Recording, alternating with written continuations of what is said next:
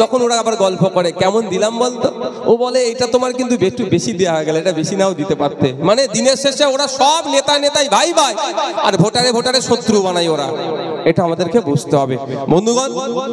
আর একটা যে দাবি রেখেছে, গুরুত্বপূর্ণ দাবি, দত্তপুকুর এলাকায় কলেজ, স্টেডিয়াম, সুপার স্পেশালিটি হসপিটালের যে দাবি রেখেছে। অবশ্যই ছাত্ররাই তো আগামী দিনের ভবিষ্যৎ, ছাত্ররাই তো দেশকে পরিচালনা করবে আগামী দিনে। এই ছাত্রদের যে দাবি আমি সম্পূর্ণ সহমত হচ্ছি। কেন দত্তপুকুরের মতো এই এত জনবহুল এলাকাতে সরকারি স্বাস্থ্য কেন্দ্রের মান তলানিতে থাকবে?